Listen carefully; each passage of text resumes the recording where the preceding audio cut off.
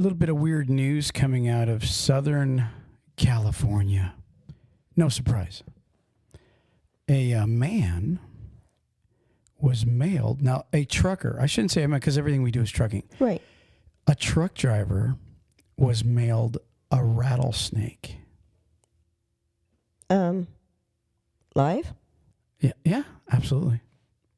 The not the Eastern Diamondback that comes from here in Florida, but I guess the Mojave or the Western Diamondback. Here's what it says. It says, trucker mailed rattlesnake under mysterious circumstances. I would say it's pretty mysterious. Mm-hmm.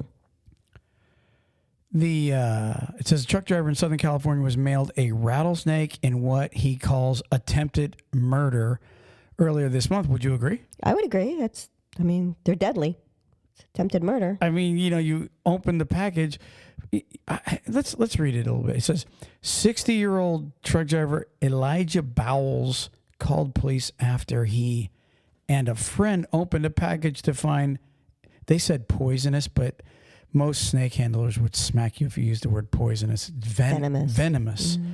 A venomous snake on May 16th in San Bernardino County, California. It said Bowles and a friend went to pick up a package addressed to him at the 29 Palms post office. So they mailed it via, I don't know, however they did it.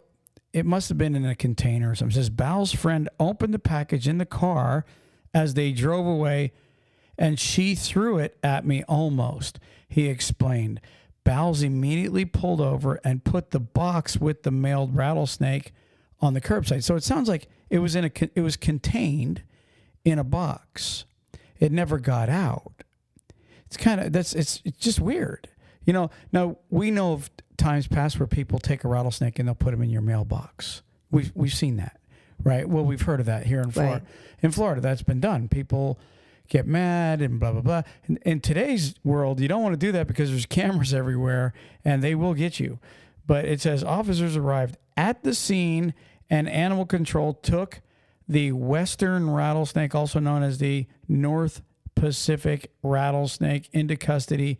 Investigation revealed that the package marked fragile was mailed on May 3rd from Hayward, California with a Palm Coast, Florida address. So I don't know if somehow, some way they got that, but it almost sounds like it was mailed from, well, it couldn't be really mailed from Florida. I mean, I guess it could be mailed from Florida, but what's weird is it's a snake that came from that area. Mm-hmm. So if indeed, this would be just my little detective ears, if it originated in Florida, hopefully they have video first off, but if it originated in Florida, that would mean somebody that travels got the snake from the West Coast, brought it here to Florida, mailed it through the mail system starting in Florida. So who travels a lot? What did it say? When you go back a little bit further before it said a Palm Coast address, what did it say right before that? It said it was mailed on May 3rd from Hayward, California, with a Palm Coast, Florida return address. Yeah, so it was mailed from Florida, from California. That Hayward, that's the post office it was mailed from. Right. Because they stamp it right away when they're dropped off to be mailed, when you pay for it. So where does the Florida address play in? That was return address. Yeah, that just, for whatever reason, they just threw a return address for Florida. It could be a relative. It could be their address, but they happen to be in California at the time. Well, is anybody dumb enough to leave anything to trace them? I wouldn't think someone would be dumb enough to do that. But, they were dumb enough to ship a snake. So I would say attempted murder, but at the same time, when you're mailing the package with the snake in it, my guess is you mailed it in a container that the snake couldn't get out. And I'm not sticking up for the bad guy. I'm just saying, maybe they heard it rattling. Well, I'd like to see the container it was shipped in. Like, because obviously they didn't open the container part. They unpackaged the wrapping. You see what I'm saying? And they were smart enough to stop, pick up. It says they took the box that the snake was in with the snake in it, and they stuck it on the curb. So the question is, was it just a scare tactic? Or were they actually thinking somebody would be dumb enough to open it? Now, if it was not clear to where you couldn't see inside it, then I agree, attempted murder. I'm just trying to break it down. I think that it's missing details that we need. The curious minds of us. Yeah. Need those. It is. It's missing some things. I'd like to know a few more things about this story. But it is kind of interesting that it's tied to trucking. It's kind of horrid. I'm a little surprised, though, that there's a trucker out there with an enemy. Oh, man, that's just... I'm just surprised that one made somebody mad. I know. We're truckers are just... They're too nice of a person. Angels. Yeah. Yeah. Moving on. Moving on. Truck Parking Club is a network of instantly reservable daily and monthly truck parking locations throughout the U.S. Truck Parking Club helps connect truckers to truck parking locations throughout the U.S. via truckparkingclub.com. Our networks is made up of property owners that have locations adequate for truck parking to list on the platform. This includes trucking companies, storage companies, CDL schools, trailer leasing companies, real estate investors, truck parking operators, and more. Go to truckparkingclub.com today. If you're a driver looking for a new trucking job, check out NCI. NCI offers the following: new Kenworth T680s, competitive wages, solo, team, and students welcome, plus a full benefit package for you and your family. Check them out today at 888-311-7076. That's 888-7076. And tell them TalkCDL sent you. Drivers, if you're looking for a local, home, everyday driving job, apply with Carter Lumber today. They have positions for Class A and Class B local drivers. They can take experienced drivers, students, and non-CDL drivers. With over 160 locations, chances are they have a position for you. So go to carterlumber.com/TalkCDL and apply today. Again, that's carterlumber.com/TalkCDL. Thank you. Hey drivers, are you sick of watching the other drivers bypass the weigh station while you are held up going through yourself? Well, download Drivewyze today at www.drivewyze.com. That's DRIVEWYZE.com, and start bypassing the scales yourself. If you're a small carrier, an owner-operator, or even a big fleet looking for something better, check out Drivewyze today. And remember, there's no equipment, no transponders needed when you're using Drivewyze.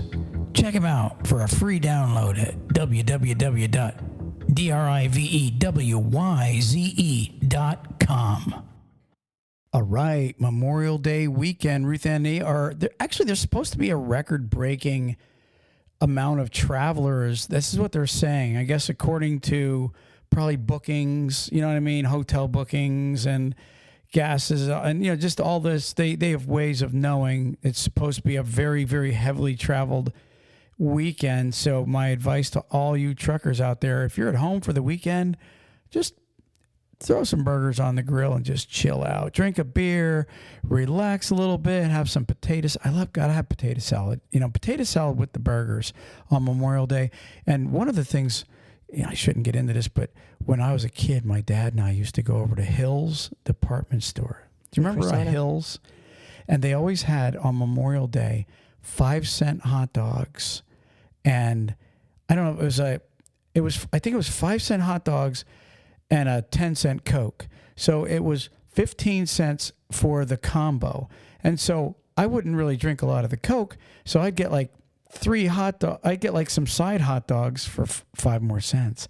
And then like they always had this big bin of onions, and I would just pile like about an inch of onions on top of my hot dog. And my dad and I, we would just eat like 2 or 3 dogs each. Every Memorial Day we would do that. It was really cool. That's a good memory. Yeah, it is a good memory, man. And my dad's still alive too, so that's even cooler. Yeah. You know. But anyways, drivers, if you're traveling on Memorial Day weekend, please be extra careful, because there are going to be extra drunks on the road, because holidays are just an excuse to get smashed. That's true, isn't it? It really is. Hopefully the drivers will use common sense too. Well, I really believe, this is my belief in trucking and with drivers. You know, like sometimes we get on bad drivers' cases, but I believe the majority of drivers are good that are on the road driving. Because again, I'll say, I've said this before, when you're driving down the interstate or you're driving down the highway, 98% of times you're not seeing people, truckers acting like idiots. It's like every now and then you see one. Mm-hmm. You know what I mean? I'm sure if you drive enough, like other drivers probably are saying, well, I see them every damn day. But that's because you're on the road 10 hours a day, 11 hours a day. And you're going through a long distance, so you're going through a big area. Right. See, I'm just talking about like a normal commute. Like I haven't driven in a while, so I'm just, I drive my pickup truck, and, on the highways, on the interstates, I'm not seeing a lot of jackass truck drivers. So I would say, you said, hopefully they'll be careful. I think most of them are. I think most of them don't want to hurt somebody. Most of them are not trying to act up on the road. Therefore, that's why 80 to 85% of all accidents combined with a tractor trailer are caused by the four-wheeler.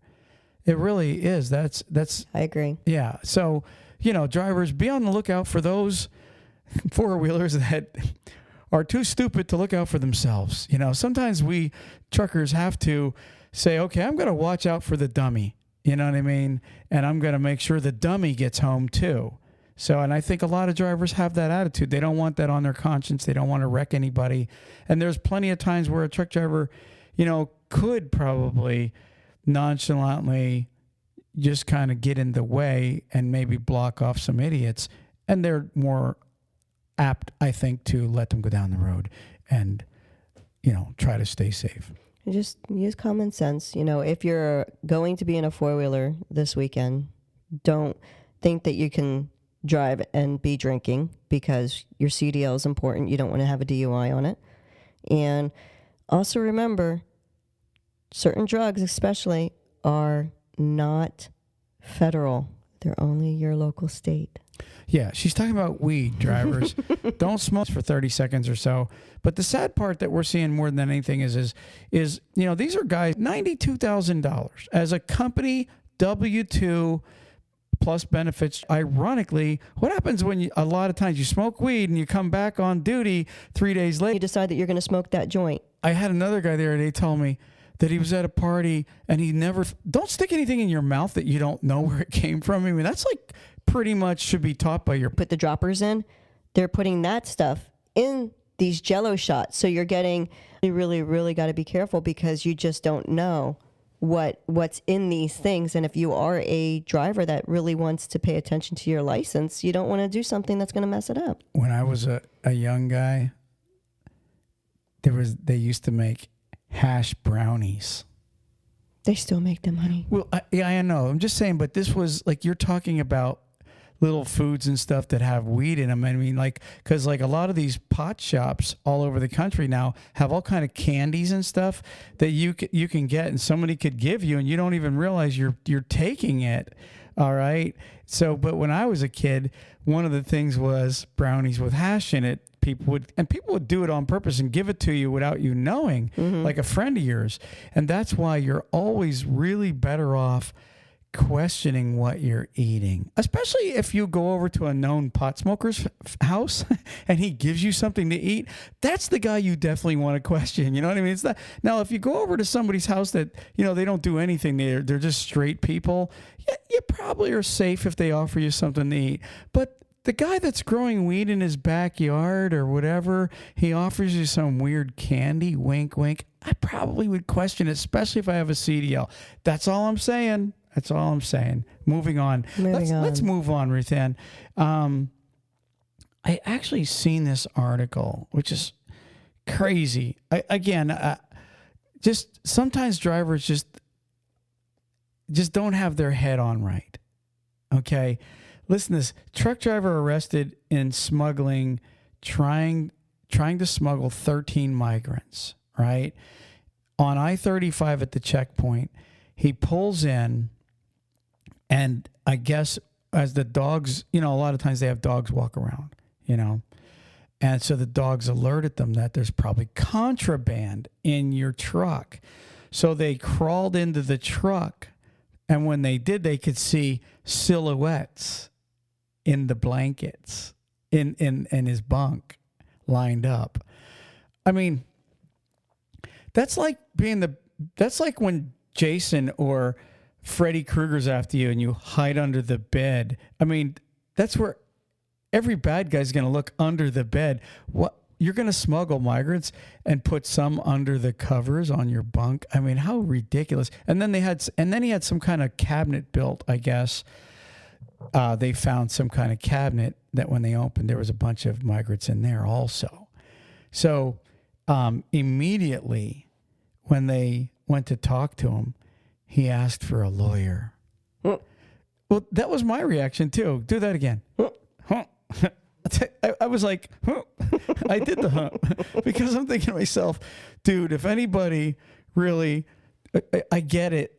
You've seen on YouTube, never answer questions, just talk to a lawyer. Mm-hmm. But I think that might be the moment you might want to make a deal, because when you have 13 illegal aliens in your truck coming across the border, plus you have contraband in the truck, I promise you there is no excuse a judge or a jury is going to hear that's going to get you out of that. And most likely, if you don't cut a deal, you're probably going to go up the river for even a longer time. Now, you're definitely going to prison for a short time, but trying to get a lawyer and again, man, I may be giving the wrong advice here, but I almost think that, what I mean? The gig, what do they used to say on the cartoon? The gig is up. Mm-hmm. When they catch you with your hand in the cookie jar or the migrants under your blankets, I would say that I don't know how you could get out of it. What actually could a lawyer do? What could your lawyer possibly come up with that is going to convince a judge or a jury that those 13 illegal migrants were, honestly, you didn't even know they were in there? Or the contraband is the only thing that he could try and say. I didn't know they brought drugs with him. Yeah, he could. That's true. You could blame the drugs on the migrants. That's about the only thing. Okay, what don't you have?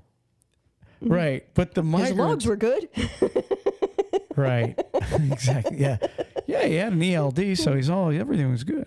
But no, seriously, I just kind of found it a little bit funny that he asked for a lawyer. Mm-hmm. I mean, I guess what else could you do, So first thing that popped in their head, lawyer. Moving on. Something else I wanted to talk about. One of our really, we have a lot of listeners that write in a lot to us and talk to us via email, and I've got some texting me to my personal number. Really good people. And Ben from Canada, but he really runs 48 states. But anyways, we love Ben. Yes. And so Ben started talking to me about one of the things you love, and that's TAT, Truckers Against Trafficking. And so Ben told me, he said, the other day he was talking to me, he said, yeah, I got out of my truck at a truck stop, and as I'm walking through, I started knocking on trailers. I'm like, that's a pretty cool idea. And he said, I guess that's what TAT recommends. Truckers Against Trafficking, they recommend when you're at truck stops, tap on trailers just to see if somebody taps back or somebody yells, hey, we're in here. Help. We were kidnapped. And so I was thinking, wow, that'd be a great message, because he said the guy that he was talking to heard of it. And I think somebody else even said to him, yeah, we know what you were doing. So, which is cool. So if you guys want to participate, it's one of the other ways we can all bind together to try to help curb some of these jackasses that are trafficking young kids, young girls, especially young girls that are runaways, young boys that are runaways. They're the ones that get caught up in it a lot. The ones that are already needing love. Yeah. Or feeling they need love, I should say. Right. I mean, I've heard people say to me, they always knew to go after the girl that didn't get along with her dad because they knew that's a girl that needed love. And it's like, that's a good and a bad thing from the way they were talking, because they were, whatever their intentions weren't probably good. They take advantage of it. Right. But the bottom line with what's going on here is, it's getting really ramping up with the, trafficking, basically kidnapping somebody. And then here's the other thing. They drug them.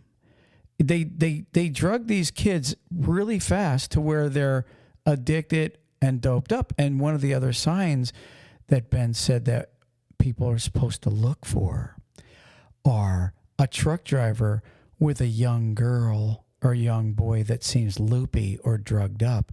Like a lot of times they'll bring them into a restaurant because they're just doped up and there's really nothing they can do. Mm-hmm. And if you see a trucker and you can tell if someone's lethargic, if they're, wasted or whatever the case is. Here's the thing. You can pick up the phone and call 911 and report it anonymously within. Yeah. You know what I mean? You don't have to give your name in case, maybe there's a chance that it's just a kid that's not feeling good and he's just lethargic or he's just, kind of sleepy looking. But there's a good chance if a trucker's traveling alone with a young kid that looks wasted, I would say there's a chance that that's a kidnapped, trafficked young person. And it doesn't even have to be young to the point of underage young. It could be a 20s type of person that is with an older truck driver.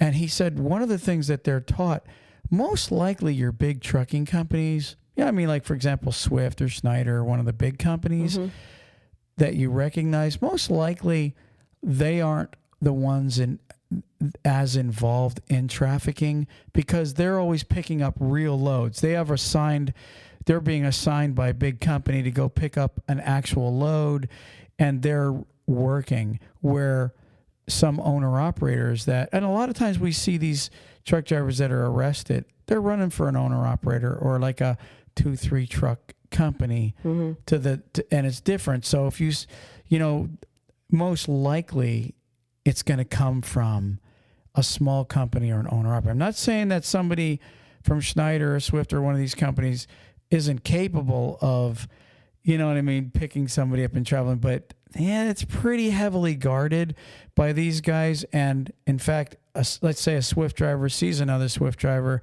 a lot of times they'll ask their dispatcher, hey, does he have a rider program? You know what I mean? To where they can get caught. So I understood what he was really saying. So knock on trailers at these truck stops. If you're walking through even a shipper's yard, or whatever, knock on trailers as you're walking by, just in case somebody's in there, and watch in the truck stops for doped up passengers. The one thing that the more you get involved in listening to the different stories, they're not just doing young people. They're getting older people because they'll use the older ones as instead of doing it as a sex slave type of thing, they'll do it as a physical slavery. I was reading an article where a young girl that was sold by her parent to be a maid or a slave to someone else. And they did that during, constantly, I guess, during the week or whatever, where this person was doing that. And so they wouldn't, quote, get caught. They kept them basically at home during the evening or whatever because of school and stuff. So they were able to slave them out to these people to clean and cook and do all the other stuff like a maid would do, but forcing it onto this child the way they were. So, and they'll also do it to middle-aged women. We're not good for nothing. Right. So we can clean, we can cook. Okay. So with the trucking part of it, the other thing that I was told is a lot of times when they walk into sit down at an Arby's or a McDonald's in the truck stops, they'll leave the child or the doped up victim by themselves, and then they'll sit near them to watch. And I don't know if they're trying to pimp them. You know what I mean? A lot of they're trying to use them. See, not everybody, like a lot of people I think are under the impression that, like, let's say somebody is kidnapping somebody, or they picked up a prostitute and now they're keeping them doped up. A lot of people think that they're taking that person to sell them. You know what I mean? To where they're going to sell them to an underground organization to where they get them out of the country. And there's times where that does happen. But a lot of times you might just have, you know what I mean? When we're using truckers as examples, bad ones, not good ones. Like I said, most of them are not bad. But sometimes you just have a trucker that's a pimp himself. Yeah, at the rest areas and stuff. Exactly. And he's trying to pimp out, a young lady or a young boy, whatever, while they're on the road. And believe it or not, there's a lot of, they have ways of communicating to be able to do that. I remember when I was a driver, and like they'd get on the CB and they'd say commercial company. That's what they would say. Anybody want some commercial? That was the term for a hooker. Or yeah, exactly. So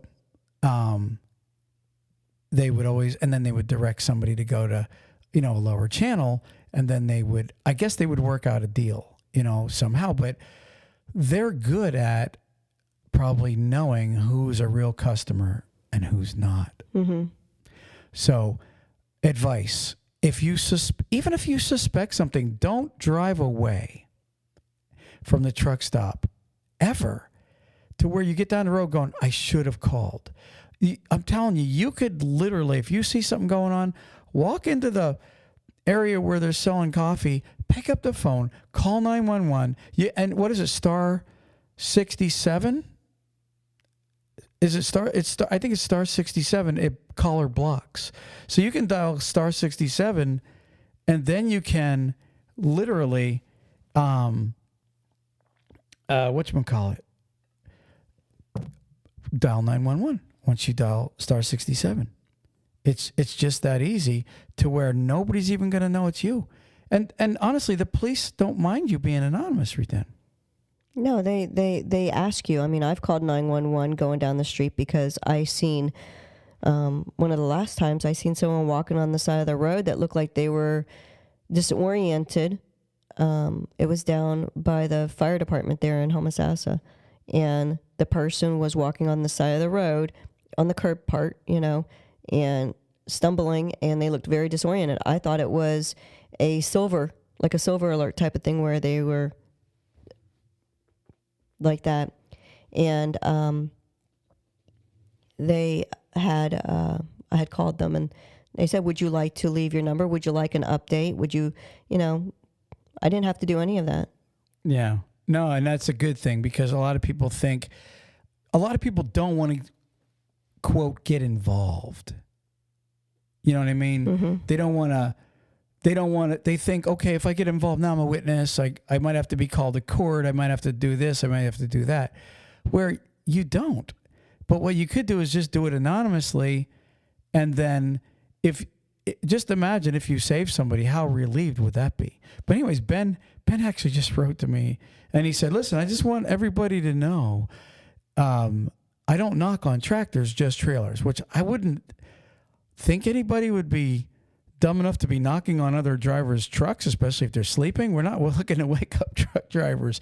But on the trailers, yes, you want to knock on the trailers. And if somebody asks you, tell them what you're doing. Maybe they'll start doing it too. And he also told me that he's talked to people at the diesel counters, and they've actually called police because they've noticed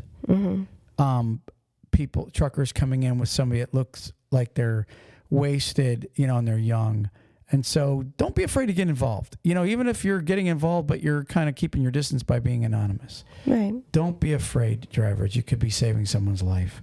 Or many lives. Yes. So anyways, thank you, Ben, for writing in and telling us about that. Thank you, Ben. So we get content from other drivers. I love that.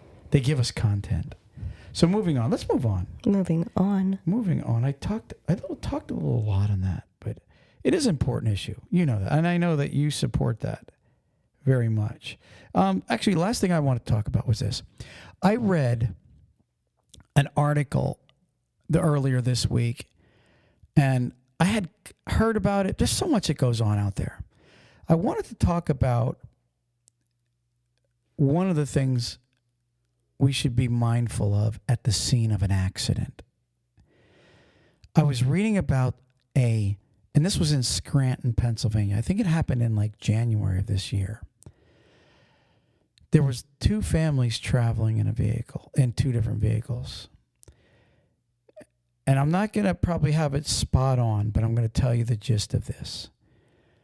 Another vehicle was traveling, I think came across the median maybe or lost control and caused something to happen to where a vehicle slid out of control. They didn't hit anything,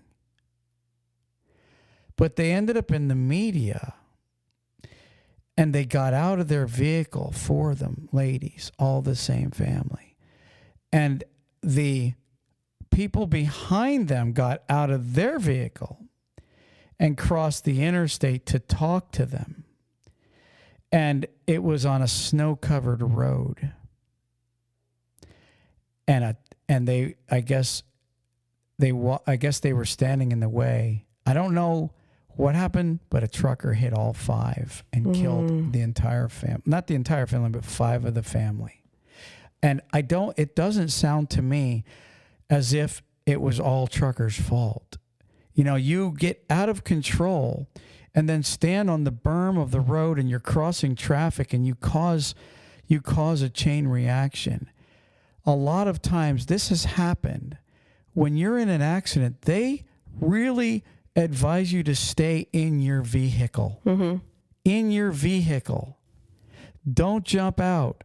I mean, 99% of the times, you're safer staying in the vehicle. Obviously, if you go into water, you want to get out. Obviously, I get that. Right. Okay, there are certain situations where you get out. But if you slide into the medium, you're better off just calling 911 and staying there until a wrecker or police can come and put their lights on to where it's safer for you now versus there's many videos where people have slid into cops even because they're not paying attention. You really take a chance especially on an interstate, you really take a chance. My advice, Ruth Ann, I just wanted to pass this on. Stay in your vehicle until help arrives, unless there's, gas pouring out or there's a fire, obviously you want to get out. There are situations where you have to get out. Mm-hmm. Here's the other thing. There's been many people that hit a telephone pole and electrical lines are down, and they get out and they make themselves a conductor of the live electrified ground. The only advice they give there is you got to put both feet on the ground at the same time and shuffle away from there. If you pick your feet up, you become a current, and you'll die. You'll break it. I think they say stay in your vehicle until someone can come and break that current from your vehicle so that you can then actually get out safely. And it also would depend on what type of shoe you have on too. So if you don't have the proper shoes on, like I think it's a rubber, is it rubber or something like that? If you don't have rubber sole. So if you have ones that are like wooden, like my one pair of boots, they're wooden. My Johnson & Murphy's, they're wooden on the bottom, and that wouldn't effectively save me then. That would actually kill me faster because as soon as I open the door and step out, even if I put both feet down, the wood it's not rubber. Yeah, but wood's not a conductor. So I don't know how that would work. But either way, I like what you said. Even in that situation, you're better off as a driver, stay in your vehicle until help comes, especially if there's an electrical line down. There are some situations, like I said, you got to get out. But most of the times, it's dangerous, especially if your car's still in the highway. Getting out and running, that's how people get killed. It's the only way I would get it. The only way I would advise getting out of my vehicle, I would be waiting until either traffic comes to a stop, or there's maybe a mile behind you. You could see where nobody's coming. Get out and then get up a bank or something out of the way. Get up on a bridge, whatever the case is, on the concrete sides on the bottom of the bridge. Just get out of the way to where another vehicle coming along can't hit you. That is my advice if you're going to get out. If for some reason you're not disabled, but you're in the way, try and get your vehicle off as far away from the... Right. Being in the way. Yep. And that's one of the things police advisory then is, listen, if you're not immobilized, get your vehicle to the side of the road. They always advise that. Always. Some people, man, they get out on the highway and start talking and start putting their hands up and trying to direct traffic. It's a good way to get killed. The other day when we were on our way over to Daytona, there is a vehicle, I don't know if you noticed it, you're recording it was where all those yard thingies were, and we're going really, really slow. This lady walks out and puts her hands up like, wait, so this other car can back out. And she literally walks out into the road and puts her hands up like, wait, hold on, let this person back out. And I'm looking at him like, lady, are you from like anywhere else? You have to be a tourist to just walk out in the middle of the road and just expect someone to stop for you. I think it was like 40 or something like that. I'm going to assume command and be a do-gooder. A lot of times the do-gooder gets killed. It's the truth. I'm not a do-gooder. I'm a do-batter. Yeah, no, you're not. But anyways, I just wanted to give that advice because I seen that article and I was like, man, I'll tell you what, maybe we can save somebody by, So just to recap, if you're in an accident and you're in the media, stay in your vehicle. Nobody's coming in the media with you, okay? All right, don't get out of your vehicle and walk up to the berm of the interstate. That's dumb. And if you're following somebody and you see that they're in the vehicle, call them and say, "Hey, stay in your vehicle because I don't want to cross 3 lanes of interstate to get to you." Mm-hmm. That's another dumb move, okay? Mm-hmm. And then if you have to get out, if you're in water, if there's smoke coming out of the motor, obviously that could lead to a fire, and definitely once that thing catches on fire, man, it don't take long. So you definitely have to get out and try to save yourself if there's a fire. But other than that, guys and gals, be safe out there. And Ruth Ann, that's my podcast for the week. What do you got? You got the word of the day. I have the word of the day. What do you got?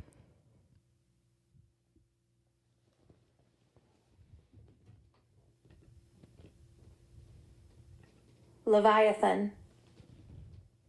Leviathan? Do it again. Leviathan. I believe it or not, I think that word is in the Bible. It's like Leviathan, the movie. It's like a big giant creature or whatever. Is that what it is or not? A thing that is very large or powerful, especially a ship. A very large aquatic creature, especially a whale. That's where you're talking about the Bible, the Leviathan. It's interesting. That's pretty cool. Leviathan. Yeah. Mm-hmm. Yeah. At least you said a word today that I knew. Yay, he knew it. No, and we should also credit Word Genius because Word Genius is the provider of that site. They're not a sponsor of the show, but we've been using them and we've been pushing them, and I'm sure there's a lot of our audience that has downloaded Word Genius. And I get some that actually say thank you. Hey, I love that word or something to that effect. Yeah. So if y'all want to get smarter, all you got to do is sign up for Word Genius, and they'll give you the word of the day every single day. Make you smarter. Ruth Ann, we are out of here. Peace. Peace. Praise the Lord.